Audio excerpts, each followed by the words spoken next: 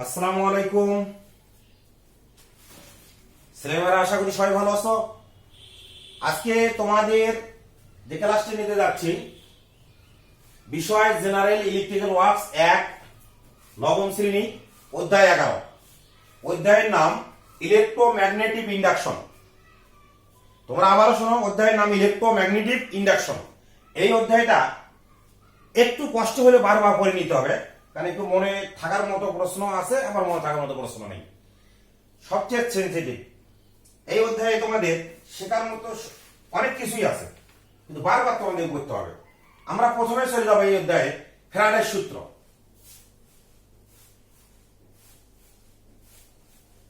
ফ্যারাডের সূত্র প্রথমে আমরা যাবো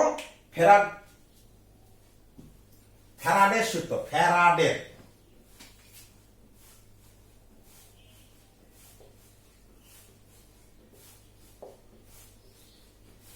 সূত্র। তাহলে ফ্যারাডের সূত্র আমাদের কয়টি? ফ্যারাডের সূত্র দুটি। ফ্যারাডের সূত্র দুটি। তাহলে ফ্যারাডের সূত্র দুটি। প্রথমে তোমরা লিখবা 1 নং সূত্র। 1 নং সূত্র এবার পড়বা। 1 নং সূত্র। 1 নম্বর সূত্রতে কি আছে? 1 নম্বর সূত্র, যদি একটি তার বা কুণ্ডলী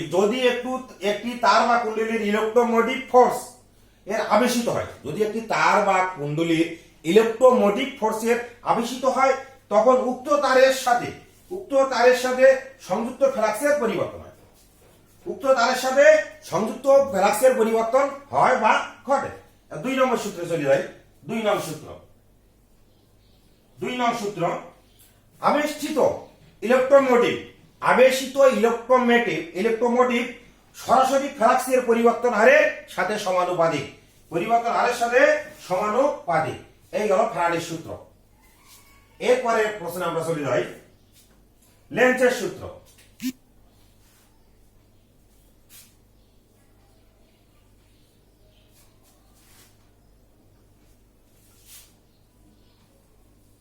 লেন্জের সূত্র। এরপরে আমরা যাবো লেন্জের সূত্র। এখানে কিন্তু তোমাদেরকে বারবার সূত্রগুলো পড়তে হবে, মুখস্থ করতে হবে। এখানে মূলত সূত্রগুলাই মূল। তাহলে লেন্জের সূত্র কি আছে? বৈদ্যুতিক চুম্বকীয়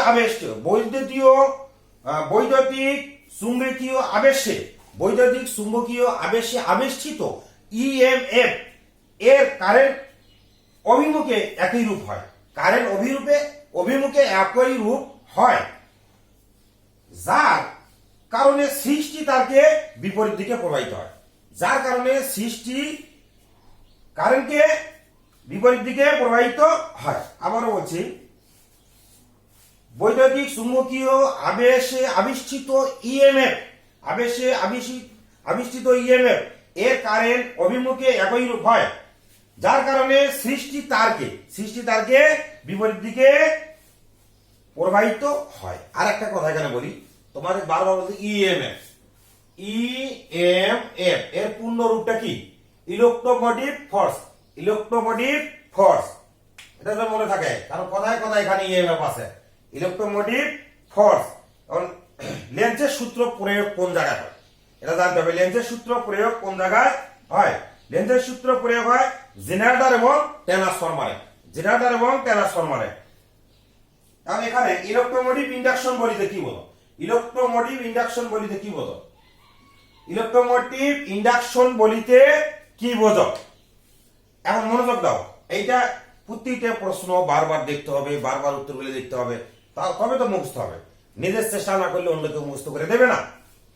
তাহলে ইলেকট্রোমোটিভ ইন্ডাকশন বা সূত্র বলতে পারো, এটি গতিশীল চুম্বক কিংবা বিদ্যুৎ পরিবাহী কুণ্ডলী।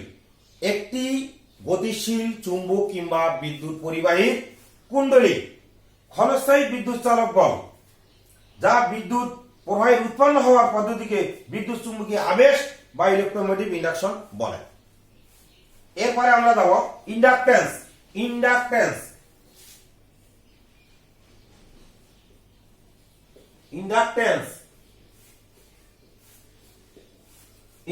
কি?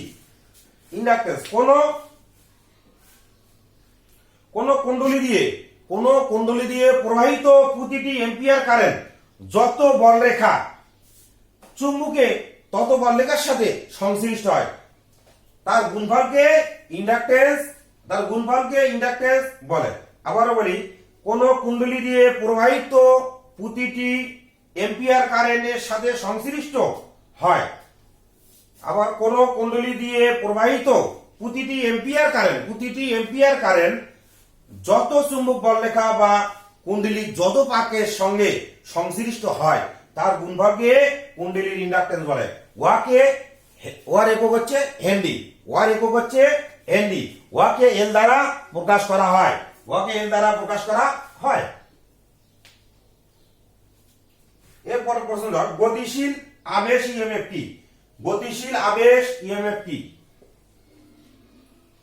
গতিশীল আবেশ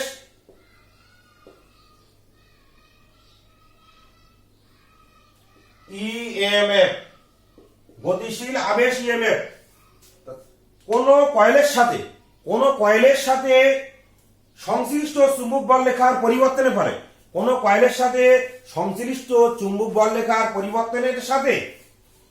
পরিবর্তনের ফলে উৎপন্ন ইএমএফ কে আবেশিত বিদ্যুৎ চালক বল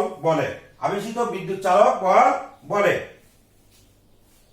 এরপর প্রশ্ন চলে যাও, লেন্জের সূত্র ইফেক্ট কি? লেন্জের সূত্র ইফেক্ট কি হতে পারে?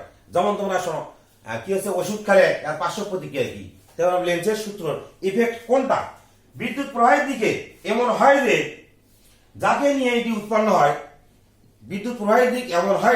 মানে যার জন্য বা যাকে নিয়ে এটি উৎপন্ন হয় তাকেই বাধা দেয়, যাকে নিয়ে উৎপন্ন হয় বা যাকে দিয়ে উৎপন্ন হয় তাকে আবার বাধা দেয়, এটা হচ্ছে ইফেক্ট। এরপরে মিউচুয়াল ইন্ডাকশন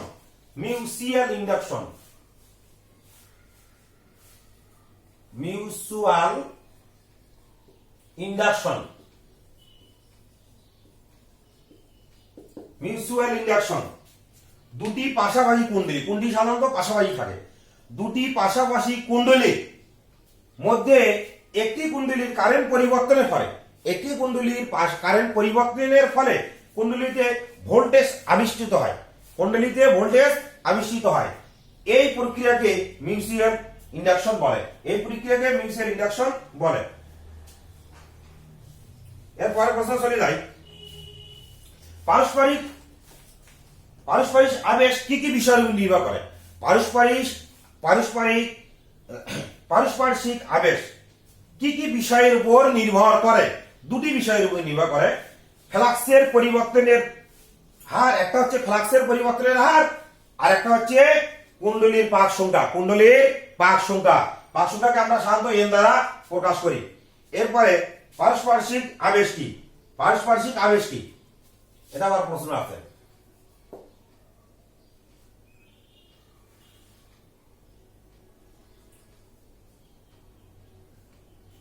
পারস্পরিক আবেশ কি?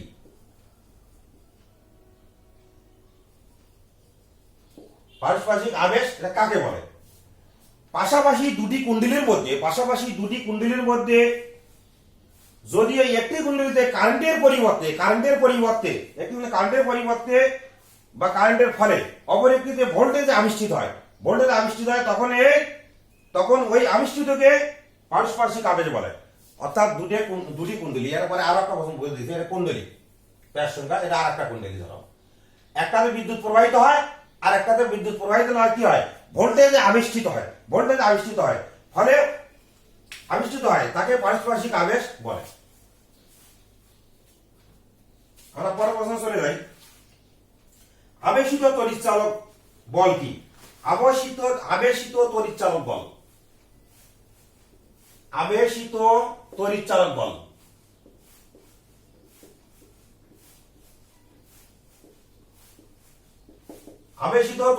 বল কাকে বলে?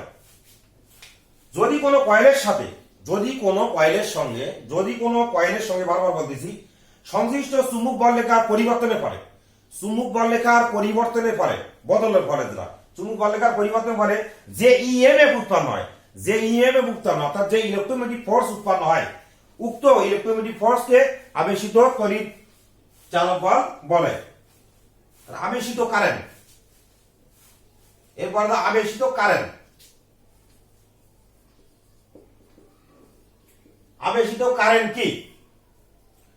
আবেশিত বিদ্যুৎ চালক বলের জন্য, আবেশিত বিদ্যুৎ চালক বলের জন্য, আবেশিত বিদ্যুৎ চালক বলের জন্য, বারবার বলতেছি, আবেশিত বিদ্যুৎ চালক বলের জন্য পরিবাহীর যে কারেন্ট প্রবাহিত হয়, পরিবাহীর যে কারেন্ট প্রবাহিত হয়, খুব ইম্পর্টেন্ট প্রশ্ন, আবার কথা শুনি না। আবেশিত কারেন্ট, আবেশিত বিদ্যুৎ চালক বলের জন্য প্রবাহীর যে কারেন্ট প্রবাহিত হয়, পরিবাহীর যে কারেন্ট প্রবাহিত হয় তাকে আবেশিত কারেন্ট বলে। এরপরে বিদ্যুৎ চুম্বকীয় আবেশ কি? বিদ্যুৎ চুম্বকীয় আবেশ কি? বিদ্যুৎ চুম্বকীয় আবেশ কি? যখন কোনো পরিবাহীর মধ্যে চুম্বক বল রেখা কর্তন করে, যখন কোনো পরিবাহীর মধ্যে চুম্বক বল রেখা কর্তন করে, তখন যে পরিবাহী ইলেকট্রিক ফোর্স বা ইলেকট্রোম্যাগনেটিক ফোর্স উৎপন্ন করে, এটিকে বিদ্যুৎ চুম্বকীয় আবেশ বলে। সুতরাং বারবার পড়তে হবে, না বলে পাবা না। এরপরে হচ্ছে প্রশ্নটা যদি উত্তর করো, self induction, self induction, self induction তোমরা মোটামুটি শুনবা এবং লিখবা, শুনবা এবং লিখবা। সেলফ ইন্ডাকশন কি? যখন কোনো পরিবাহীর কুণ্ডলীর মধ্য দিয়ে কারেন্ট প্রবাহিত হয়, যখন কোনো পরিবাহীর কুণ্ডলীর মধ্য দিয়ে কারেন্ট প্রবাহিত হয়, তখন ওই কুণ্ডলীর চতুর্পাশে ম্যাগনেটিক ফিল্ড সৃষ্টি হয়। কি হয়? ম্যাগনেটিক ফিল্ড সৃষ্টি হয়। তখন ওই কুণ্ডলীর চতুর্পাশে ম্যাগনেটিক ফিল্ড সৃষ্টি হয়। এই ফিল্ডের ফ্লাক্স গুলো উক্ত কুণ্ডলী তারের সঙ্গে জড়িয়ে যায়, উক্ত কুণ্ডলী তারের সঙ্গে জড়িয়ে যায়। ফলে কুণ্ডলী প্রবাহিত কারেন্ট উৎপাদিত ম্যাগনেটিক ফ্লাক্সকে কি করে? হ্রাস করে। ম্যাগনেটিক ফ্লাক্সকে হ্রাস করে ও বৃদ্ধি করে দেয়। ফলে কুণ্ডলীকে কর্তন করে। কুণ্ডলীকে কি করে? কর্তন করে। কারণ বাধা ফলে অবশ্যই এগুলো হবে। যার জন্য কুণ্ডলীর একটি অস্থায়ী বিদ্যুৎ চালক সৃষ্টি হয়। অস্থায়ী বিদ্যুৎ চালক বল সৃষ্টি হয়, যা কারেন্টের প্রবাহের পরিবর্তন বাধা দেয়, প্রবাহের পরিবর্তন বাধা দেয় এবং বাধা দান করে, এবং ওই বিদ্যুৎ চালকের সেলফ ইন্ডাকটিউস ইএমএফ বলে। আর এই প্রবাহিত এই ঘটনাকে সেলফ ইন্ডাকশন বলে। আমরা এরপরে দেখো সেলফ ইন্ডাকশন ও মিউচুয়াল ইন্ডাকশনের পার্থক্য। ভেরি ভেরি ইম্পর্টেন্ট প্রশ্ন। সেলফ ইন্ডাকশন আর মিউচুয়াল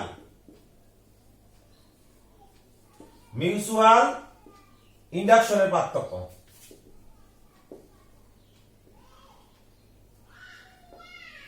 সেলফ ইন্ডাকশন ও মিউচুয়াল ইন্ডাকশনের পার্থক্য। তোমরা প্রথমে যে কোনো পার্থক্য লিখলে দুটার সংজ্ঞা লিখবা, যে কোনো পার্থক্য লিখলে দুটার সংজ্ঞা লিখবা। সেলফ ইন্ডাকশন, যে ধর্ম বা গুণের জন্য কুণ্ডলীর কারেন্ট প্রবাহিত হয় বা কুণ্ডলীর চতুর্পাশে ফ্লাক্স বৃদ্ধি পায় বা হ্রাস দান করে। আর মিউচুয়াল ইন্ডাকশন, যদি দুটি কুণ্ডলী পাশাপাশি বা উহার মধ্য দিয়ে একটিতে কারেন্টের ফলে ভোল্টেজ পরিবর্তনের ফলে কুণ্ডলীতে কি হয়? ভোল্টেজ আবিষ্কৃত হয়। এর আগে প্রশ্ন তো লেখাই আছে, সুন্দরভাবে লিখবা। আচ্ছা, এখন 2 নম্বর, উহাকে এন দ্বারা প্রকাশ করা হয়, উহাকে কে দ্বারা প্রকাশ করা হয়? উহার সূত্র 3 নম্বর,